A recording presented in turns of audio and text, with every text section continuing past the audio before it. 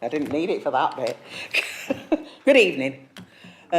Thanks to everyone for attending this meeting of the Planning Committee on the Tuesday, the 23rd of March 2023.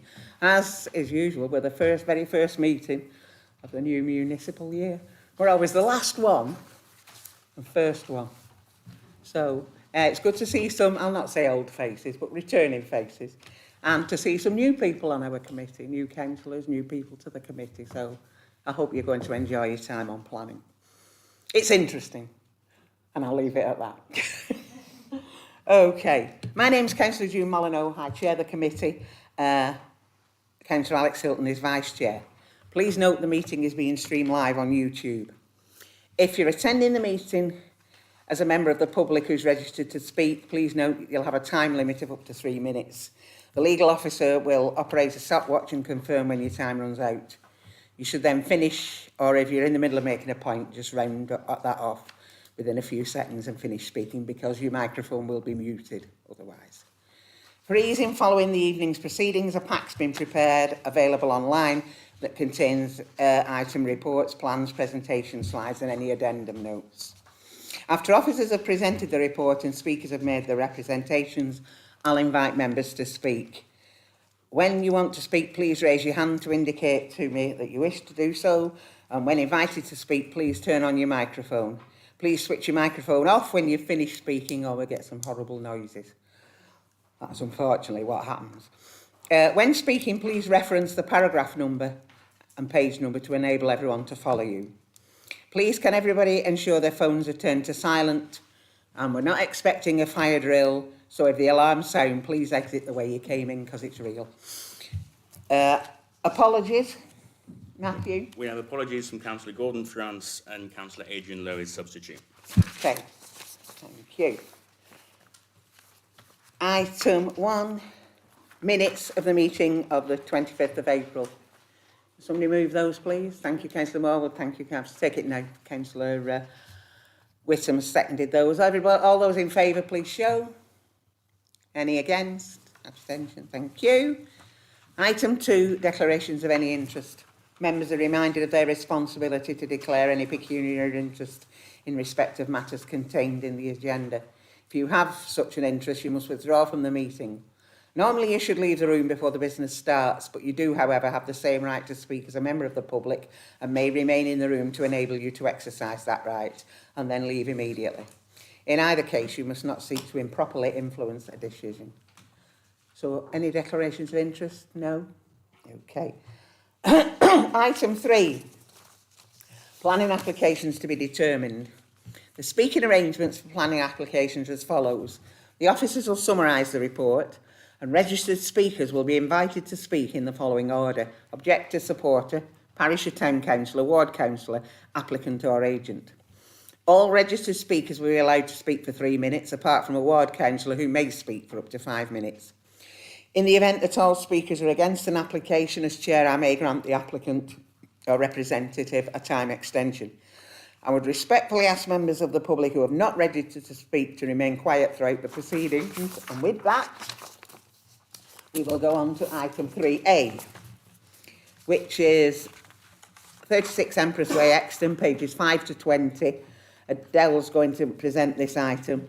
The officer recommendation remains the same as the original report. I have a number of speakers. I've got an objector, Andrew Berwick, the supporter, oh no, we haven't got that one, sorry. Parish Town Councillor Des Rigg, and applicant agent Michelle Donaghy. Adele, over to you. Thank you, Chair. Good evening, everybody. Members will recall that this application was deferred at the last committee meeting to allow members the opportunity to visit the site, and the site visit actually took place yesterday. The application seeks planning permission to change the use of this dwelling house to a residential care home for children with carers. The property is a dwelling house located on a housing estate within the settlement area of Exton. It's considered that the proposed development is acceptable in principle, and the physical changes to convert the garage to a habitable living accommodation and hard service the frontage could in any event be carried out without planning permission at this time under current permitted development rights.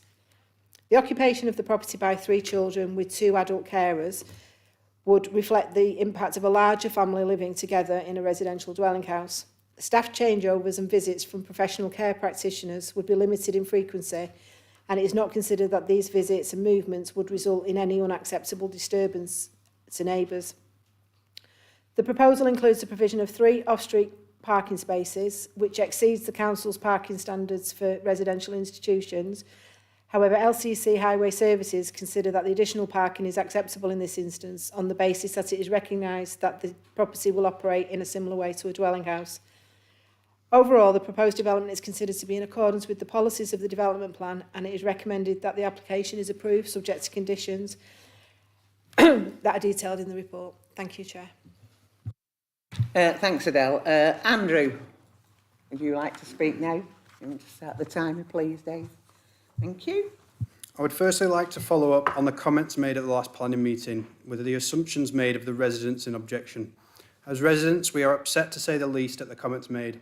Our objections do not come from a place of prejudice. My partner is a teacher of 12 plus years, my neighbour a teacher of 30 plus years. We have residents who work directly with children with SEN needs, and even a neighbour who has a child with extra needs sat here in objection today. The Nimbus comments at the last meeting were deeply offensive to us all. With regards to the comments made about it being unfair of us to make assumptions, I would like to point out that the Northridge Care Group website itself refers to children in their care potentially having the following conditions: ADHD, challenging behaviour, multiple placement breakdowns, as well as commenting that they are experts in behaviour and anger management programmes. This is not the residents of Empress Way making assumptions. I do not believe anyone can look at number 36 and genuinely believe it's the most suitable property for what is proposed, or that it does not directly and negatively affect the multiple neighbours in such close proximity. Secondly, I'd like to follow up on the fact that this proposal directly compromises our property, as again outlined in the last meeting.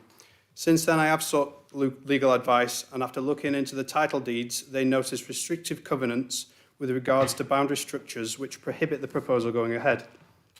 HM Land Registry document LA406113, dated 16th of the 5th, 1977, quote, "Not to use or permit the land hereby transferred or any part thereof to be used for any trade or business or illegal or immoral purposes, but to be used as the same as a private dwelling house." I have these deeds with me for my house number 38, as does my neighbour at number 40 with the same restrictive covenants in theirs. These covenants are designed to uphold certain standards for all residents. They are added to the title deed to prevent owners from undertaking work or practices which could impact negatively on a neighbourhood or undermine a desired level of uniformity. The proposal, if approved, would compromise our property status and be in direct breach of the restrictive covenants within its title deeds.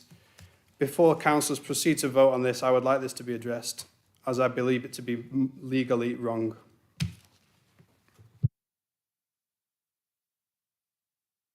Thank you. Do you want to come in, Adele? No, wait, wait a second. Who is it now? Des, do you like to speak, please? Yes, I don't propose to go over what the parish council presented last time, except to say that I endorse what Andrew says insofar as the website says that the type of behaviours and young people that might be expected to be found in these premises are exactly as Andrew said. Something else that was said at the last meeting, which obviously I didn't have the opportunity to cross-examine, I would suggest, is that there's a need for this type of property within Chorley. I believe that there are about 200 children's homes in Lancashire, which excludes Blackburn with Darwin and Blackpool. And within those 200 homes, less than half of those contain a child from Lancashire. Therefore, this need for these particular premises, I would suggest that the application is at least flawed. However, I'm minded that if the committee do determine that this application is granted, I would ask that the following conditions apply: that it's limited to Class C2 and for care, so that that would be as a children's home. So we wouldn't be looking at other activities being able to be carried out in there. Thank you. Thank you. Michelle, Would you like to speak now, please? Can I start by thanking the council members for taking the time to visit Empress Way yesterday in preparation for tonight's meeting. So our proposal to use Empress Way as a children's home will support in offering a home to children who are in need. There's an unprecedented pressure on local authorities due to continuously increasing number of children coming into care. Statistics show that by 2025, the number of children who are looked after will reach over 100,000 in England alone, not just Lancashire, but England entirely. There is a lot of bad press around children's homes, mainly what the children living in them are like and what it's like to live near a children's home. However, having worked with children in care for almost 14 years myself, I wholeheartedly believe that mindset is undeserved. Children in care are too often looked at and treated by society as criminals rather than recognising that they are the victims of abuse, neglect and tragic circumstances that is entirely out of their control. The children that have experienced early life trauma, and for many that trauma is ongoing. There are children in care who become looked after due to tragedies such as losing their own parents. That could be your child or your grandchild or your grandchildren's children. These are children in need of a caring and supporting environment, often through no fault of their own, and our goal is to meet their needs in smaller homes where we can help them address their trauma and be able to achieve their potential. Residential homes are an important part of children's social care. We provide support to children who have no choice but to live away from their families. Having a children's home in your local area should be something that people want, a sign of caring for the most vulnerable people in our society, a show of one of our most basic emotions, kindness. Is that not what we would want a community to see, to kind of approach our own children with? Instead, we keep falling back on unchallenged prejudice that's often directed at children who don't have any control over the trauma and the experiences that they've suffered. Young people who are vulnerable have come from complex backgrounds. They're not a problem that should represent issues with parking, antisocial behaviour and preventing other children from playing out. They're just children themselves. There's so much reported around the things that go wrong in children's homes, but rarely is it ever reported when things go right. I've worked with some absolutely amazing young people who've lived in our care system for long periods of time before moving into adulthood and becoming successful, well-rounded adults who achieve an education, secure employment, have children of their own and live full and happy lives. Abuse and neglect are the main reasons for children being taken into care. Those are the children we want to support, and I think that's what we should be remembering. As set out within the officer's report, there are no statutory consultee objections to this application, including from County Highways, and whilst we're mindful of the local objections, we are confident that we have the procedures in place to be able to ensure they won't become a reality. Thank you. Thank you. Adele, did you want to come back? Yes, thank you, through you, Chair. I just wanted to pick up on a couple of points that were made in the comments made by the speakers, particularly with regard to covenants. Members of the committee will be aware that a restrictive covenant doesn't necessarily justify refusal of planning permission, and the grant of planning permission doesn't override a restrictive covenant. Indeed, the grant of planning permission doesn't override other legislation, other requirements of legislation, or other third-party interest rights that may exist. There are examples of planning permission being granted where it's not possible to implement it because of a restrictive covenant, but in land use planning terms, covenants can't be taken into consideration as a material consideration as part of a planning application. Another comment with regard to the imposition of an additional condition. The proposed use falls within Class C2, and I think a restrictive covenant to restrict it being changed into a C2A use, which is a more secure type of institution, would be an appropriate additional condition if members felt that that was necessary. Thank you, Chair. Thanks, Adele. Excuse me. Over to you, members. I've got Councillor G's indicated he wants to speak. Councillor Derbyshire. Thank you, Chair. Thanks for allowing me to speak. I've great concerns about this, and everything that Andrew said, I agree is what he said. A couple of main concerns, and I'm not going to go over everything again because we've already went on the last planning meeting, and councillors know my feelings. I believe this house is inappropriate for what it designed, what it's going to be used for. It's small. You're going to build an extension, well, not an extension, you're going to change the garage to offices and meeting room for the staff, which is going to have a big impact on the next door neighbour. There's going to be noise and everything. So we have to take into consideration his feelings as well as everyone else's feelings. He's got children, the noise he's going to have noise pollution in his house, so we really do have to take consideration for that. You're having 3 children from a young age to teenagers. We went in the house yesterday, had a look. I really do believe that house is too small for what it is. You've only got 1 bathroom, which is quite a concern of mine. As you said, the age range of the children, and they do have needs. If there should be another bathroom there. People tell me, well, if you've got a family, it doesn't make any difference. But these aren't, they're not, I'm trying to be diplomatic here, they're not a family as been born together and brought up. The children that have come from various places and they come together, so they do have problems, and I appreciate that. And they do need the privacy, and I think just to have 1 bathroom there is not acceptable. Yes, you're going to have pollution with the amount of traffic. You're going to have more noise because of the traffic. So I would like to move refusal, and do you want me to give the reason for refusal now or towards the end? Yeah, thank you, Chair. Yes, Councillor, if you're proposing refusal, then you need to set out the reason. Yes, that do you want would it now or like later? I think now as part of the debate. Right, okay, then, yeah. Right, the proposed development would result in increased demand for an on-street parking on Empress Way and the associated coming and going of cars generated by staff and visitors to the care home will result in additional noise, disturbance and increased level of general activity, particularly in times when residents in the vicinities would be reasonably expected to the quiet environments of the home. The proposed development is therefore contrary to development policy BNE1 of Chorley local plan.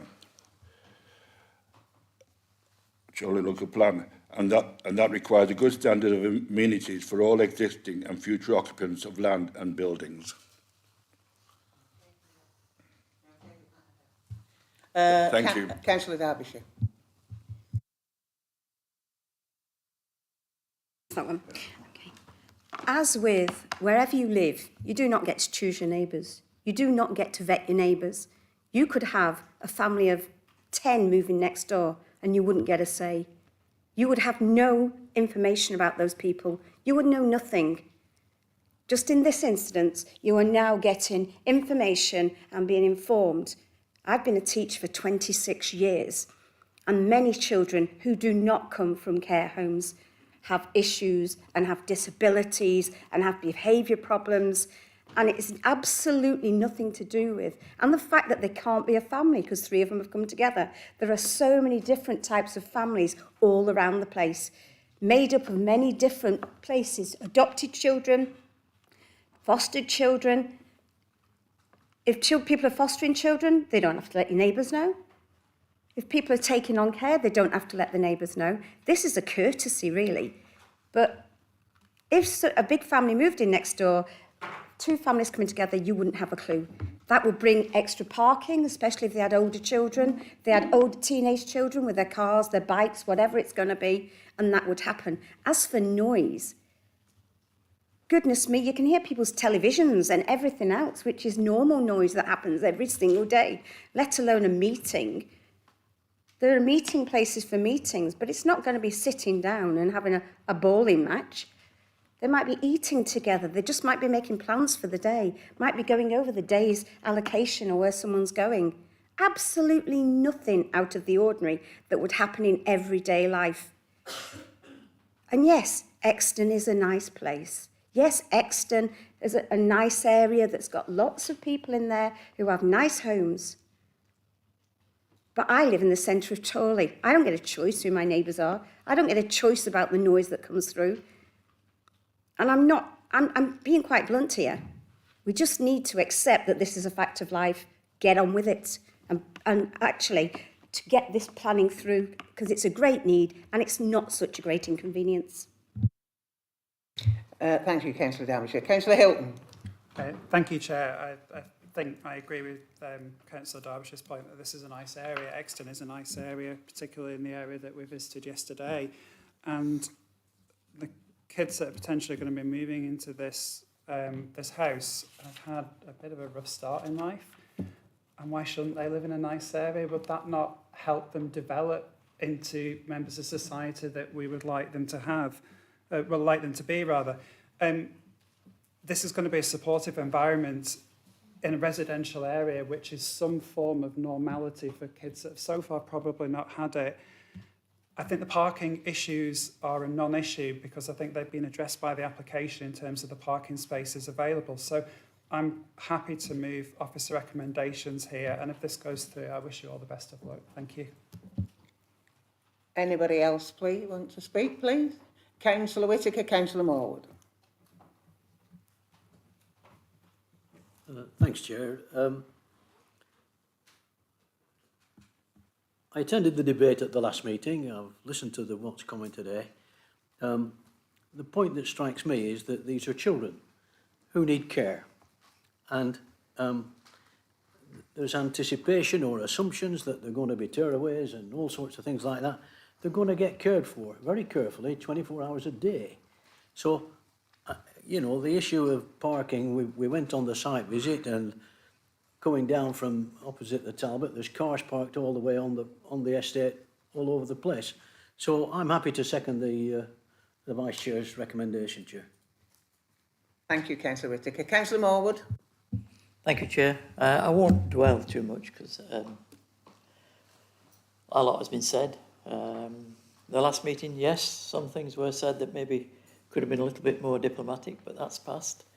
And we have to look at it in terms of planning. And let's have a look at it. The Councillor G has talked about noise. And as Councillor Derbyshire has said, what sort of meeting do you think they're going to have in there? It's not a council meeting, that's for sure. It's a small meeting room for 2 or 3 with probably one-to-one with the children. It's not going to be a bowling match. If it gets to that stage, then something has sadly gone very wrong.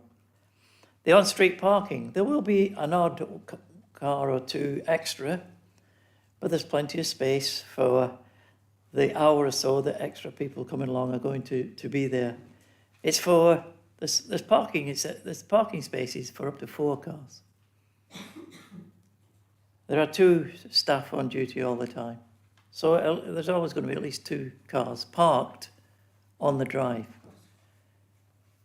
There may be one, at least there's 2 spaces for others. So I don't really think that that's an issue. And again, we're looking at planning reasons. There is I can see no reason to refuse this based on planning grounds at all. We're trying to avoid the pitfalls of these large children's homes, which have been around since the Victorian times, and some of them are still been around for that length of time. We all know the pitfalls. We all know the horrendous things that have gone on some of them in the past, and we're trying to avoid that. Those largest homes have had the day, without a doubt. So we're trying to do something different. I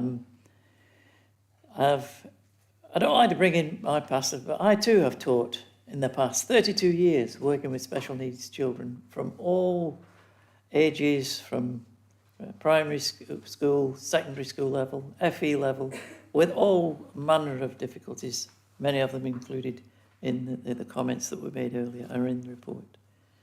It's all about providing the right situation, the right environment, and these children can thrive. Without a doubt, they thrive. I've seen it over and over and over again.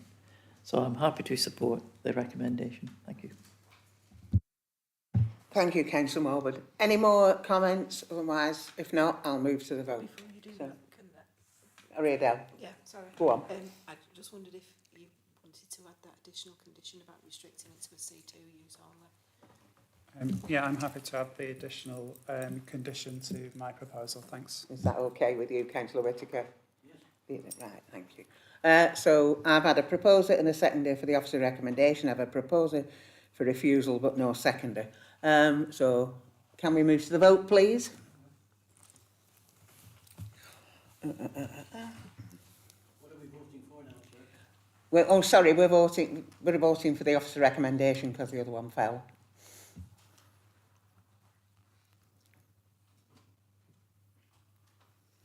Okay then. Yes, Chair, that went through 11 for, 2 against, so with the additional condition. Yes. Thank you. If anybody has come for that item, solely for that item, please, you may go now. We'll not make you sit through it all.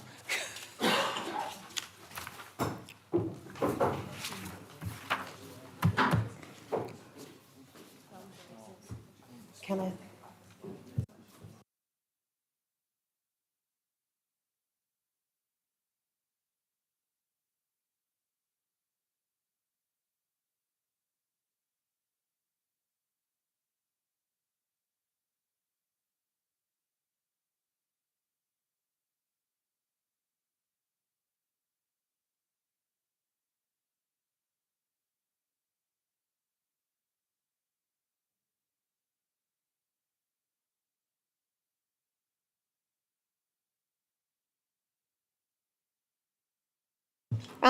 Moving on, item 3B.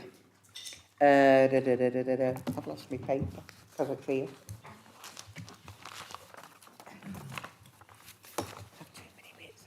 No, it's here. All I have to do is turn over. There it is. Land adjacent to Friths at Gregson Lane, Brindle, pages 21 to 44, with an update on your addendum. Ian's going to present this item. The officer recommendation remains as the original report. In principle is granted. I couldn't say that. I have a number of registered speakers.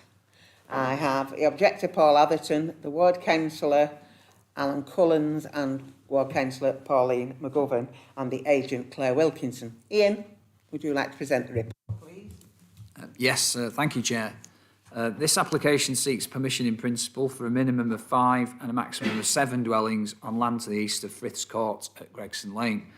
The application site is located in the settlement area of Gregson Lane and comprises an area of open agricultural grassland. The scope of application seeking permission in principle is limited to location, land use and amount of development. Other matters must be considered at the technical details consent stage should permission in principle be granted. As such, matters relating to highways, ecology, character and amenity impacts fall outside of what the local planning authority can assess as part of this current application. There are no specific policy protections covering the application site, which isn't allocated or designated for any particular use within the local plan. It's noted that a condition of a previous planning permission required that the site be retained as open land at all times in the future.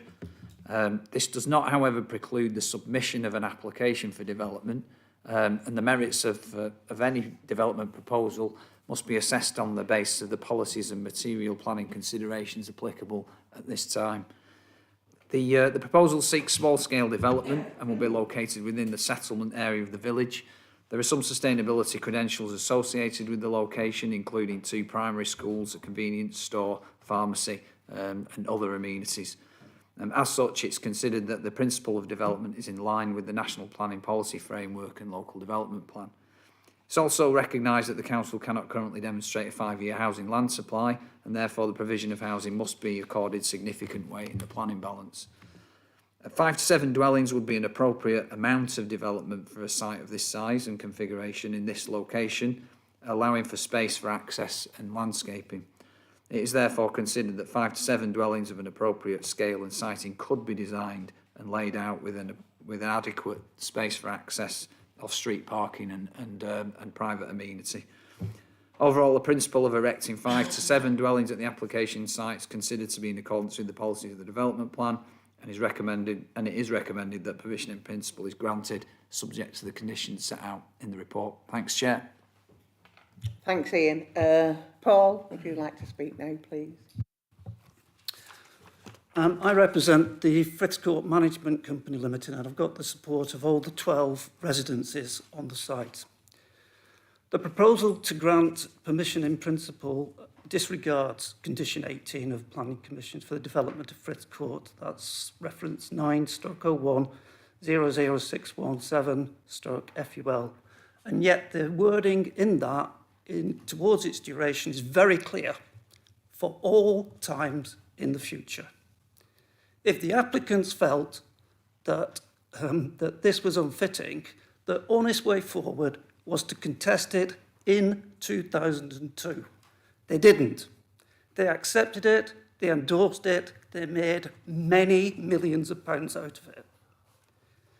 The condition was in order to provide an open area adjacent to the green belt to ameliorate the impact of the development. That reasoning is stronger than ever today. We need our green space. That written commitment by the Chief Planning Officer of Chorley Borough Council did not become inactive in 2002. It's been in use ever since. Each of us who bought our houses in Friths Court received it in our legal packs, incorporating it into the contracts that we signed. We all acted in good faith, believing that Chorley Borough Council was an organisation we could trust, that their politicians and their officers would honour their commitments. In recommending that this is granted, the planning officer is telling us that we were wrong to trust Chorley Borough Council. He also seems to believe that the legal enforcement of the planning commission cannot be a condition, cannot be considered contradicting another written decision by his own planning department as recently as 2002, when this site was taken out of the Central Lancs local plan. In disregarding this condition, the planning officer has defeated the purpose of the planning in principle process, which is to save the developer from pursuing applications that cannot be successful. The only way that the developer can have certainty now is to turn this down. Fortunately, the decision as to whether the council is trustworthy is not in the planning officer's hands. The probity and integrity lies with this committee, and I believe you will make this decision with dignity and honour. Having heard the last case, I want to say to you that has some fairly deep social issues with it. There's none in this. It's simply about rich, greedy people wanting to make more money. Thank you. Councillor Collins, please, and then Councillor McGovern. Thank you very much, Chair, for giving me this opportunity. I have submitted a full written response, but a couple of things I just wish to bring to attention, and just to say a little bit about Friths Court and the area of Gregson Lane. Gregson Lane is a very thriving community. It's not just as it would indicate Gregson Lane. There are 2 schools there, there are a couple of pubs, and that thriving community uses this as an amenity. And that amenity is there. In the past, it's been used for rare breed sheep. It's a buffer between the actual settlement and the green belt. And I think it would be a tremendous loss to the community if this plan was to go ahead. But more important, I think it stems back to, and I know Mr. Costland has actually said, that the condition that was previously placed can't be taken into account. But what I do believe it can be is added as a condition to this application, because it should continue. And it's saying that this should remain open space. I also asked the Head of Spatial Planning why this was not within the local plan. And if I could just quote the response. Given the condition attached to the previous planning permission, we decided to discount the site and not propose it as preferred allocation. We have raised this issue with our legal team again, and they advised that with regards to the previous planning condition, this would not by definition impede allocation, but the condition is still legally binding. And I think by very nature, we've taken that legal advice. It is a condition that's legally binding, and I think as such, that's why it should either be added to this if it's actually given permission, but my belief is it should be discounted and refused. Thank you, Chair. Thank you, Councillor Collins. Councillor McGovern. I want to speak in support of residents and object to this application for the following reasons. That this is an agricultural site, as people say, in a rural area with no need for further development. That the application is detrimental to the amenity of local residents, as we've heard. That planning in principle does not provide sufficient detail for the committee to determine whether this development would be sustainable. And finally, and most importantly, to consider the previous restraints placed upon the site being developed. Okay, the report details numerous reasons outlined by residents and councillors as to how this development will cause harm. If the committee is not minded to refuse this application at this time, as a bare minimum, you must please have a site visit before reaching any decision. Okay. This site, as has been mentioned, is designated as land for agricultural use and not, at this moment, as a valid site for housing development. In the preferred options, part 1 of the Central Lancashire Plan, and this is noted in the report, para 20. If this site is in the new Central Lancashire Plan next year, then this application could potentially be valid. However, it's premature to even consider it now. Now, we know about amenity. It's been mentioned that this development will strain the local infrastructure and make the lanes more unsafe. I'm not going to go back onto them. They're in the report.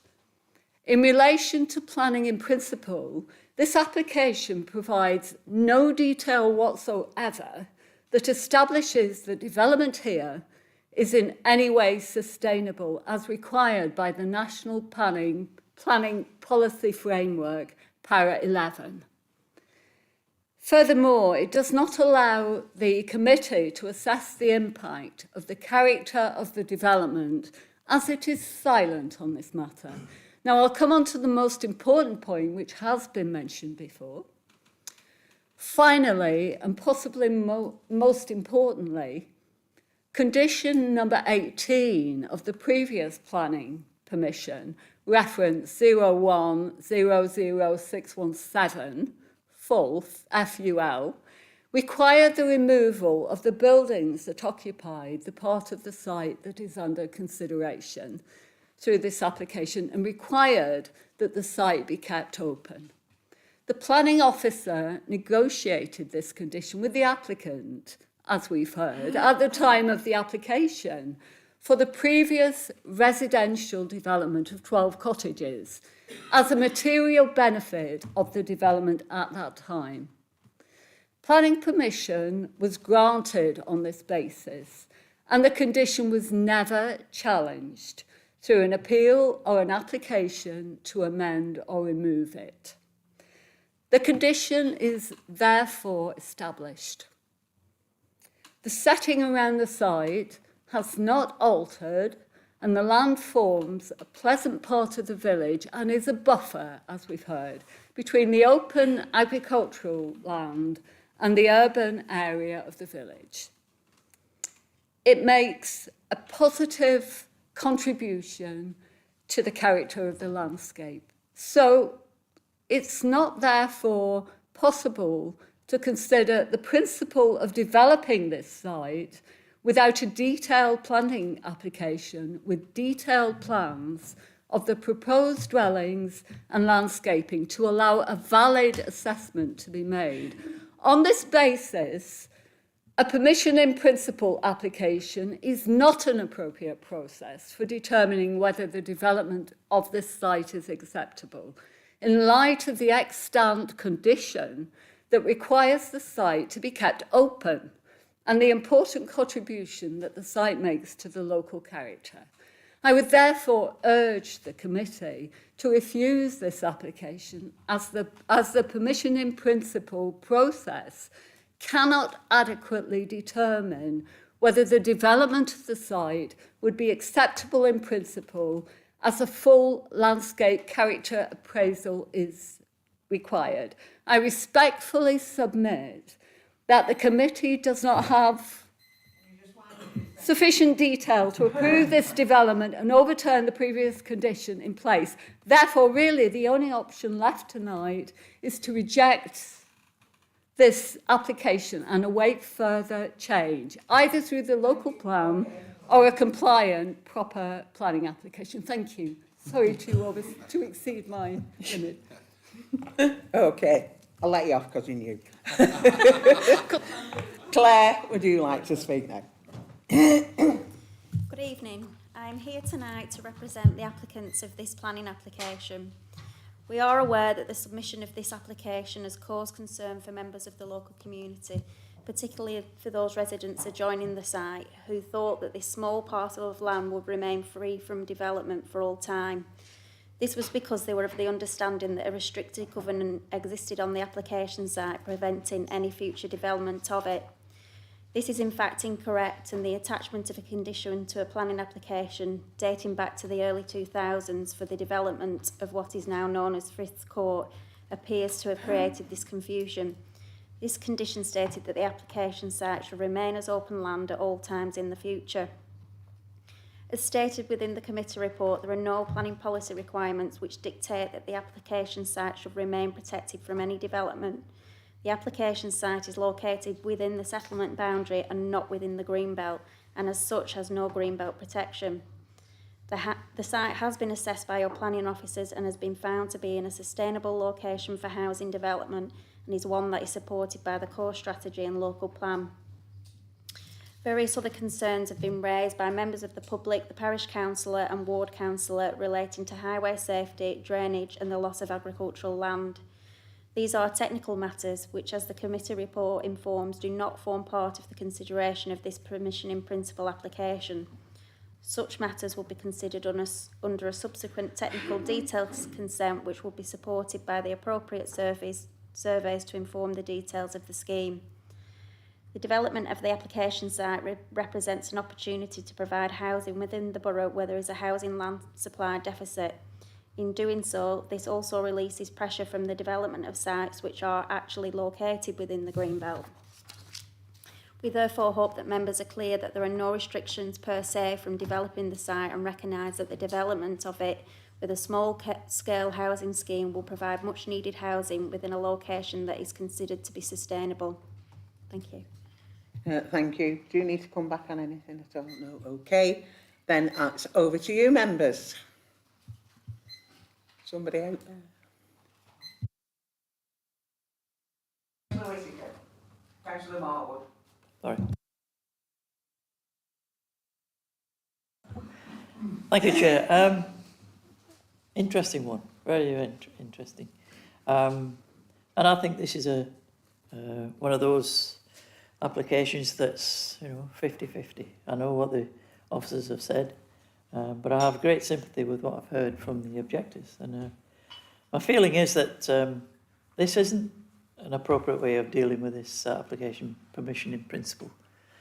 And I really think that we should give more weight, in fact significant weight, to this previous condition that's come over, condition 18. I can't quite get the wording yet, but at the moment I'd like to recommend opposing the recommendation. Thank you.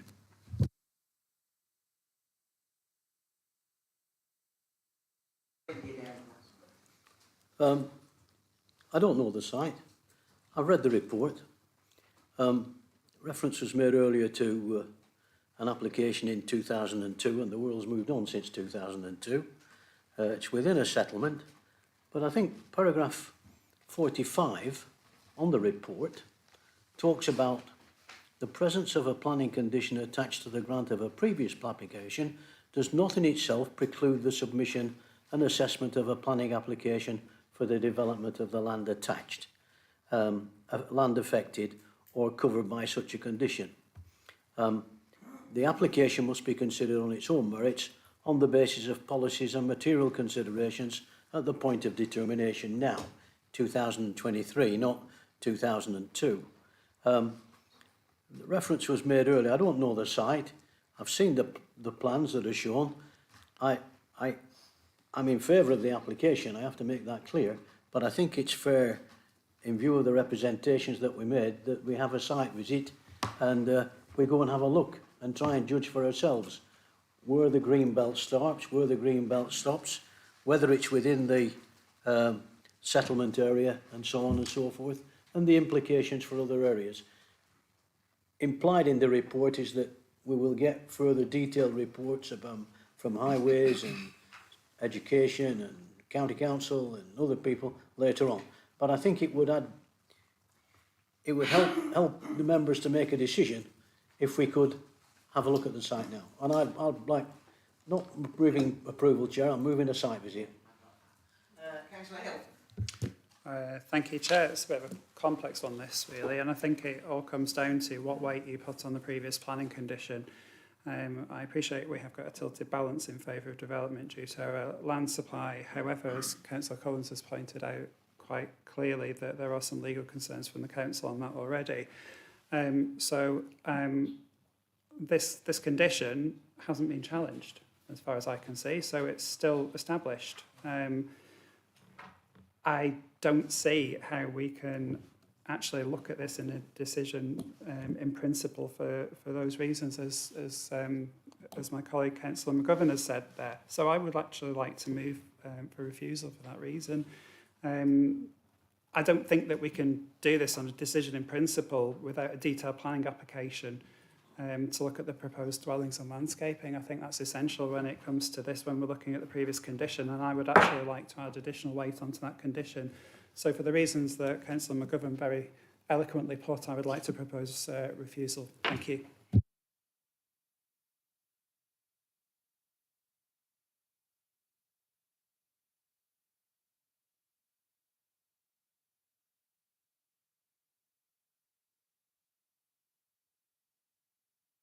Yeah, what we're going to do, we're going to have a short little adjournment just to draft those proposals to make sure we've got it exactly correct. Okay, so I'll adjourn for a few minutes. Now's your chance to go in.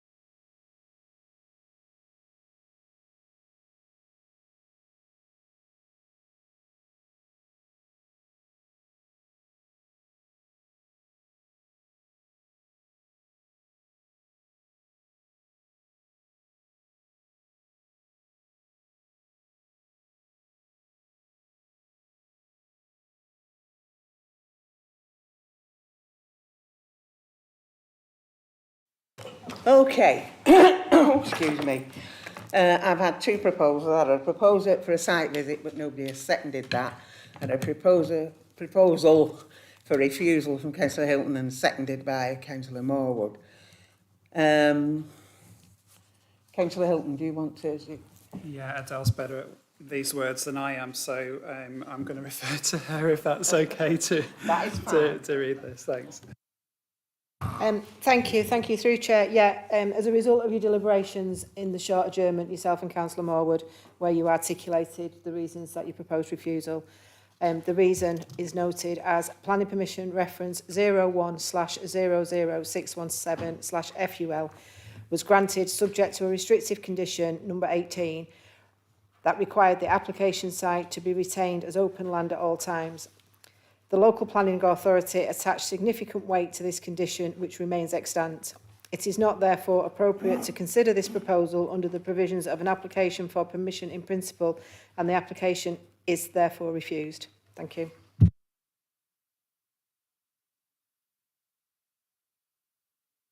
Please. And we know you're pleased, but it isn't appropriate.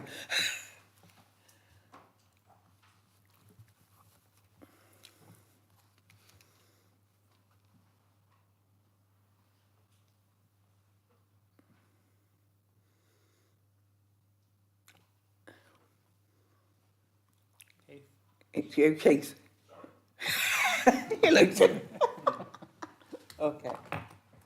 Yes, thanks, Chair. That is voted against, so the application for approval in principle is rejected by a vote of 12 and 1 abstention. Thank you. Anybody who's come for that application, if you want to go now, please feel free.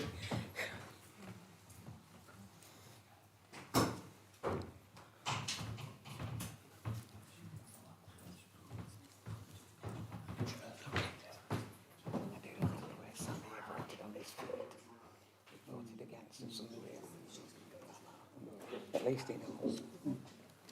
Oh, let's turn over at it.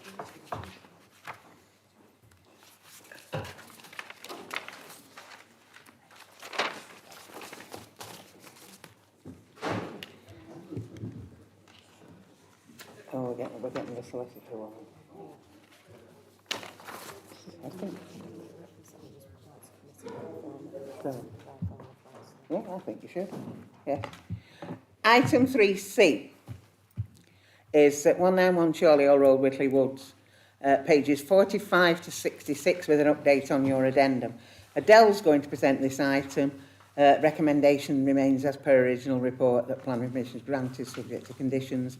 I've a registered speaker, well, I don't know which one, John Walker, Nicola Raby. Nicola, okay, thank you. Adele, can you present the report, please? Yes, thank you, Chair. This application has been brought before members of the Planning Committee as it was requested to be considered by committee by a former councillor. The application relates to a semi-detached bungalow located on Chorley Road in Whittle-Le-Woods. The property is surrounded by other properties of a similar age and design. There is no recent relevant history of the site to consider. Planning permission is sought for a single-storey rear extension, a new dormer to the rear elevation and a detached double garage following the demolition of the existing shed. The proposed single-storey rear extension would project approximately 3.8 metres from the existing rear elevation and would have a maximum height of 3.5 metres with a flat roof. The proposed dormer would have a depth of approximately 2.99 metres and a height of approximately 2.23 metres. The proposed detached garage would be located at the rear of the garden and would have a height of approximately 2.64 metres and a depth of approximately 5.93 metres, and again would have a flat roof. One representation has been received that is summarised in the main report in the agenda pack. The proposed rear extension would project slightly more than 3 metres beyond a 45-degree guideline drawn on plan from the near edge of the closest ground floor window at number 189 Chorley Road. However, it's considered that this is a modest breach of the guideline And given the juxtaposition of the properties with the proposed extension sitting to the north, that there'd be no adverse impact on amenity. In terms of the neighbours located to the rear, the closest rear neighbour is located approximately 70 metres away, and it is considered that this degree of separation is acceptable. The proposed garage would be located at the rear of the garden and would be built on the boundary between 189 and 191 Chorley Road, off from the fence. The entrance would be to the north as well as the access, and therefore the degree of separation is considered acceptable. The proposal does not involve the creation of an extra bedroom, as the original property already benefited from 2 bedrooms, but the creation of the detached garage does increase the amount of parking available at the application site. As detailed in the report, the application is considered to be acceptable and it is recommended for approval. Thank you, Chair. Thanks, Adele. Good evening, councillors. Thank you for allowing me to speak on behalf of my parents who live in the adjoining bungalow. Number 191 has been sold recently and is one of 4 identical semi-detached bungalows, none of which have been extended.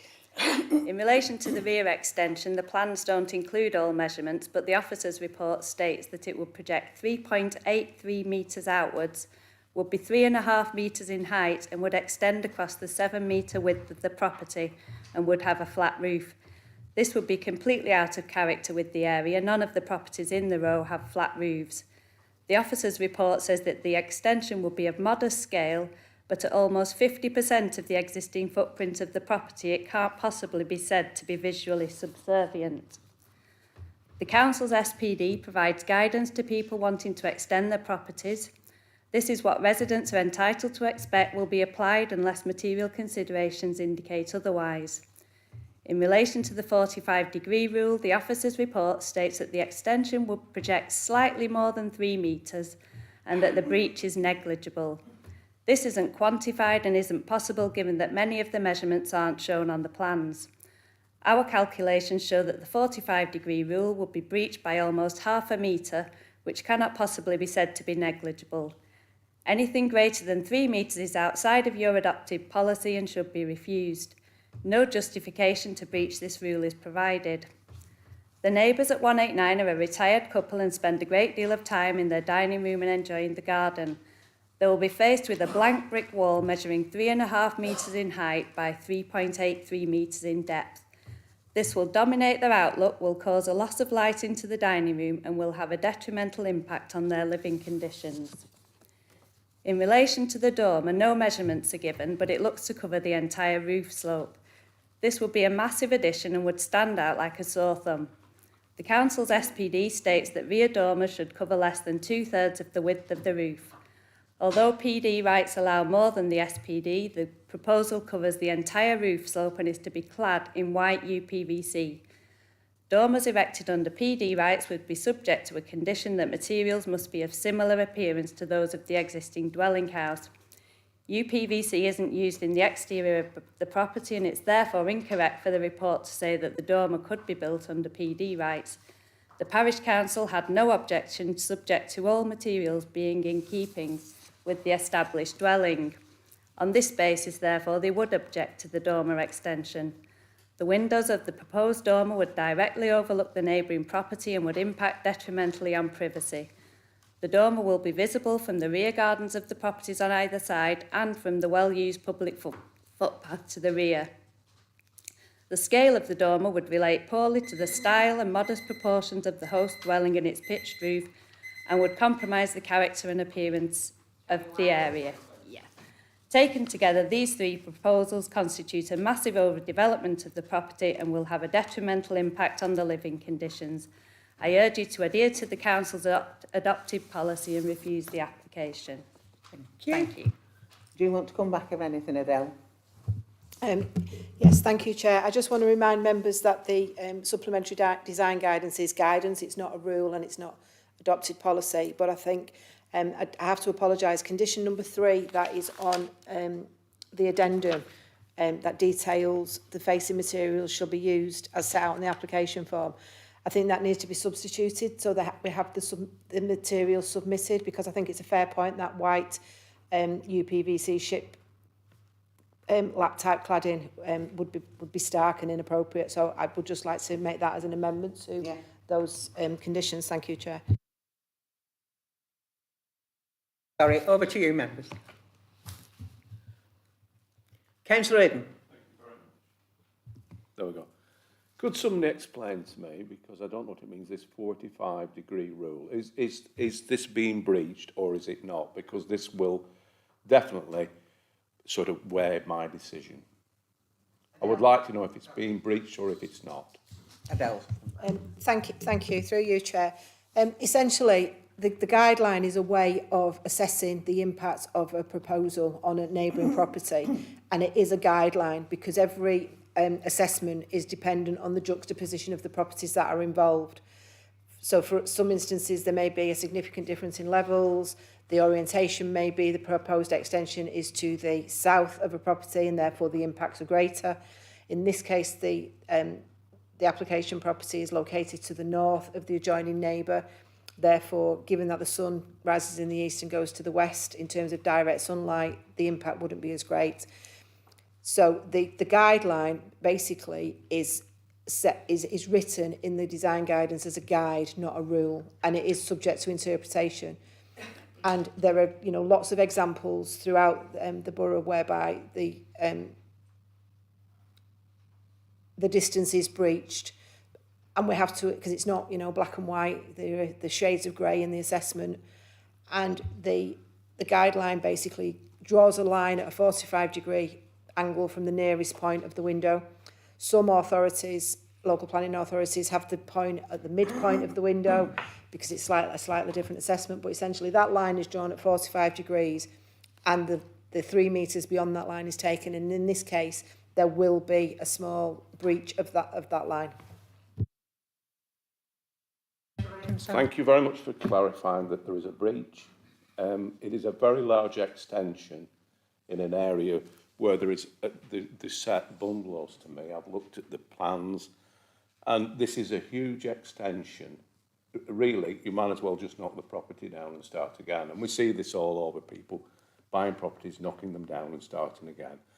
So I won't be supporting this application due to the fact that the 45-degree line has been breached. And I would look for a seconder. Thank you. Stick your hand up. Yes. Yeah, I'd like to second that, Chair, please.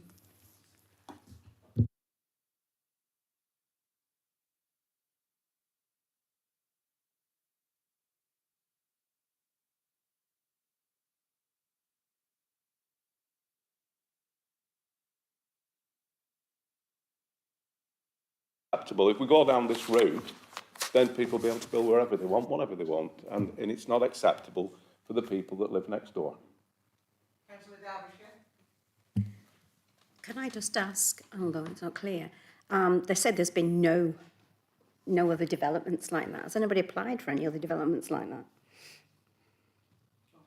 Yes, Adele. I think it's fair to say that there's a whole raft of different development types of different sizes. And in my opinion, I don't think it's an unusual sized proposal. Given that the government have introduced wider permitted development rights for larger extensions, subject to a prior notification procedure. And I think when this was introduced a few years ago by the government, they set out that for a semi-detached property, an extension of 6 metres would be acceptable. On a detached house, an extension of 8 metres would be acceptable as permitted development. So the rules were very much relaxed again. A single-storey extension as permitted development right straight can come out 3 metres. You generally find single-storey extensions are somewhere between 3 and 5 metres. Again, permitted development rights exist for dormers across rear elevations and for garages. So in my opinion, I think there's lots of examples throughout the whole of the borough of developments of this type.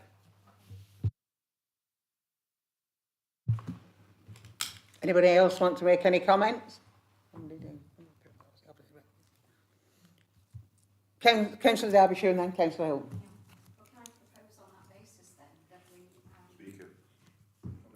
Can I propose on that basis then that we actually grant permission for this extension? You're happy to move the officer Thank you. recommendation. Somebody formally second that, please. Thank you, Councillor Hilton. I'm quite- Councillor Snow almost. I'm quite happy to second that. I have confidence in the officer's assessment of this. Thank you. Anybody else wish to say anything? I've got a proposer and a seconder for refusal, and I've got a proposer and a seconder for the officer recommendation. I'll take the proposal and the for refusal first, please, the amendment. So can we move to the vote, please? So this is...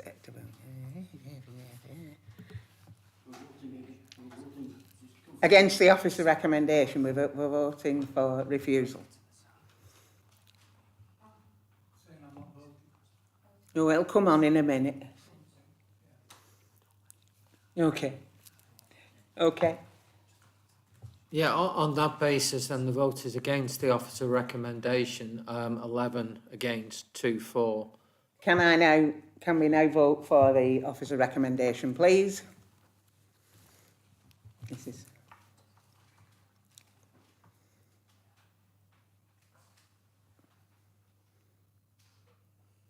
Thank you, Dave. Sorry, I'm just slightly confused. You voted against... Sorry, I'm with you. Yeah, sorry. My apologies. Did the amendment first? Yes, we voted against the amendment, so it's a vote in favour of the officer recommendation, 11-2. Okay. Thank you. Anybody's come for that?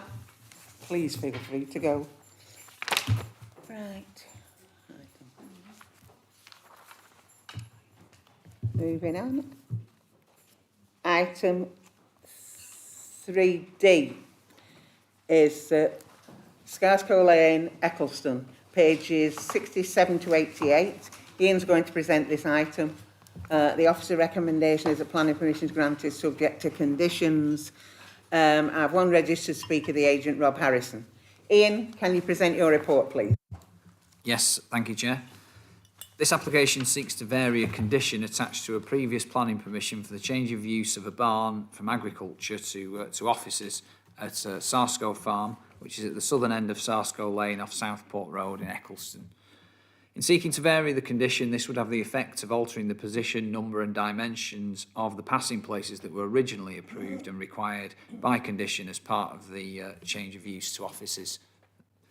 The original permission incorporated the provision of 3 passing places along Sarscow Lane and the widening of the junction of Sarscow Lane with Southport Road.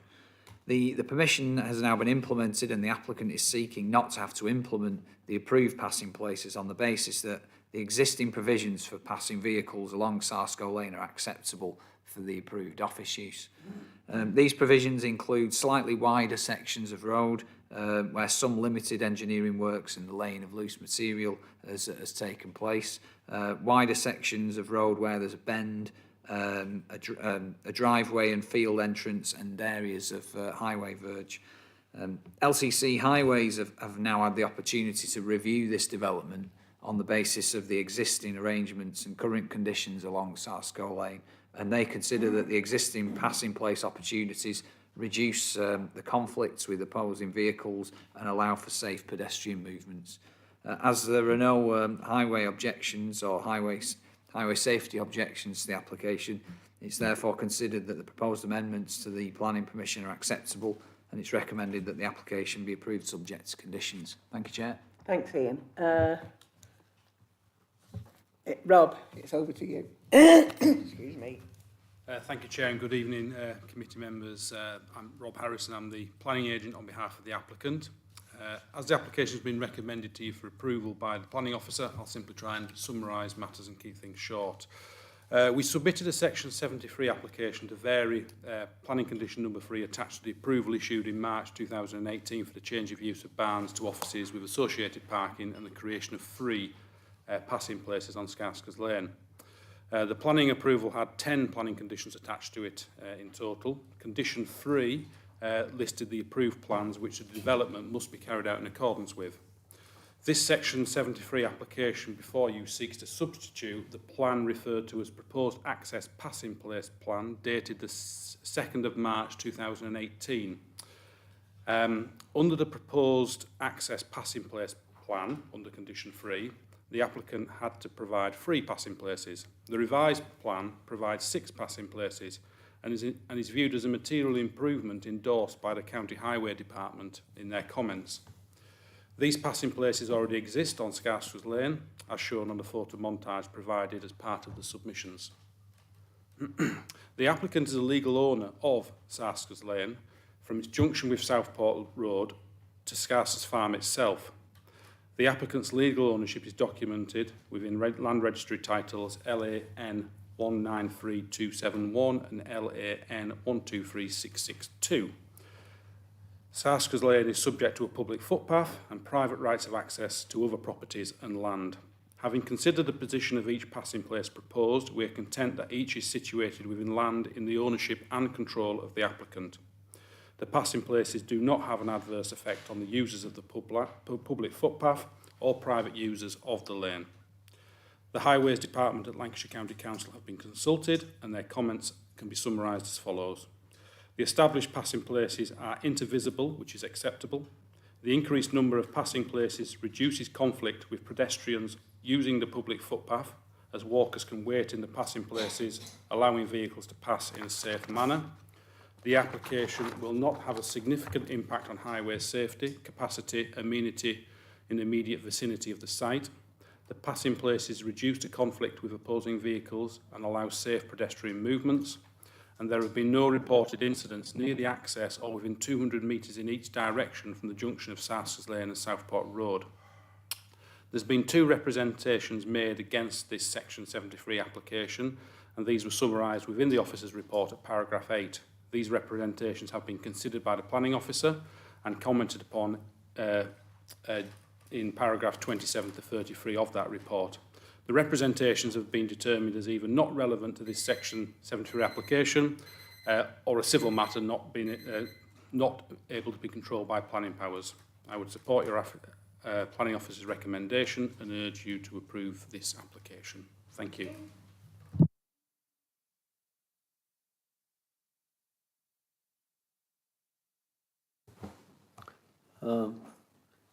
Reference has been made to the public footpaths that go down this lane. Am I right in being reassured that the public footpath will not be hindered in any way? Yeah, through you, Chair. Yeah, the County Council Highway officers have looked at the application to amend the passing places on the basis that there is a public right-of-way down Sarscow Lane, and they're satisfied that it won't present a safety issue for users of that public right-of-way. Thank you. Thanks, Chair. Okay. Councillor Marwood. Thank you, Chair. Interesting. I don't know if I'd call them passing places, but they certainly will allow people to pass. If you look at the photographs, as far as I can see, passing place 1, interesting where they parked the car. I wouldn't want to be sitting there if a lorry came around the corner there. That just seems to be parking on the verge. Passing place 2, I accept, it looks like a passing place. And passing place 3, again, okay. It's you can, all I'm saying is, yes, I accept you can pass, but basically nothing's being done. It's just relying on a driver to come along and hope that he spots that there's a gateway he can go into, or there's a bit of a wider verge than the other places, and so on.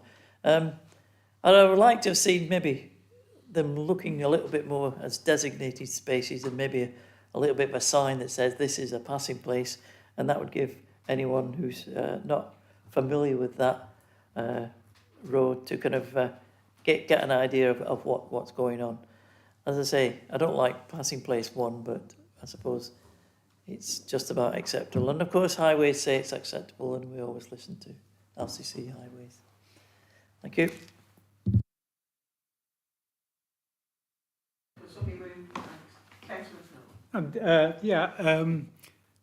I hear Councillor Morwood's slight objections, but surely in the countryside we want to minimise interventions.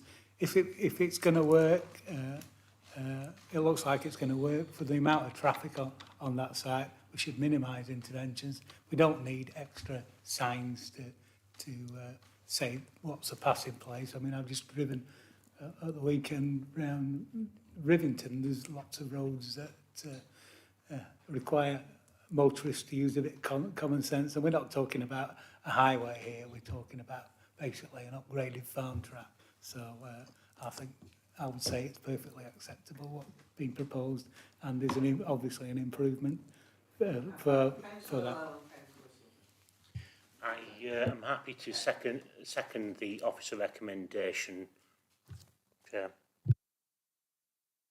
Thank you. Councillor Sullivan. Oh yeah, I think the Yes, Chair, that's a unanimous vote in favour of the officer recommendation. Okay, thank you. Moving swiftly on to item 4, the planning appeals note. Adele, it's your baby. I'll get you in a minute.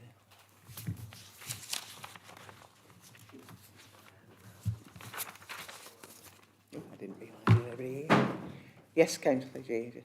Yes, thank you, Chair. Can Adele do her bit first? I thought she wasn't speaking, sorry.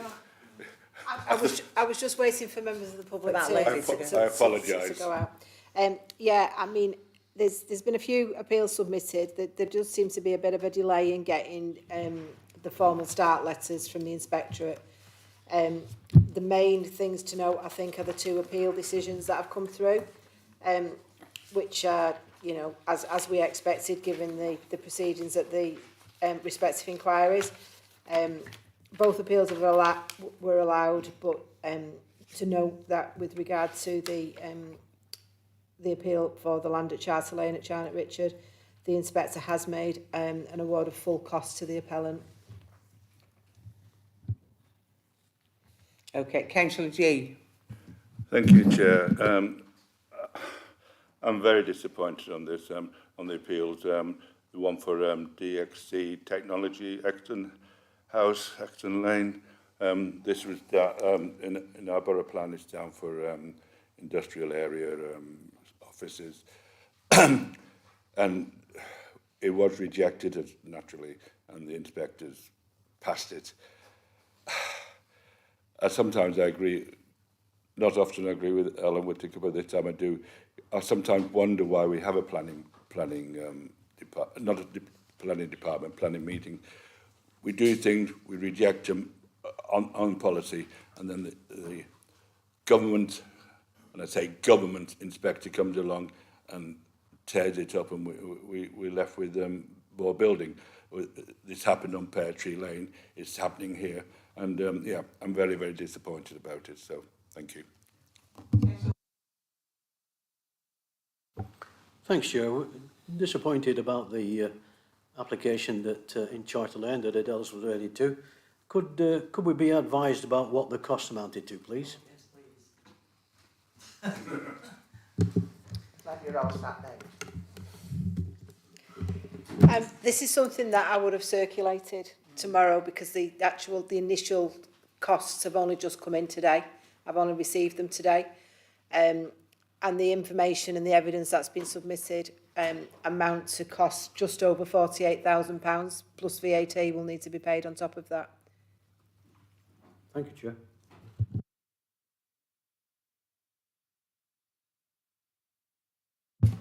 I have no urgent business, so with that, I declare the meeting closed. Have a safe journey home. Thanks for your attendance.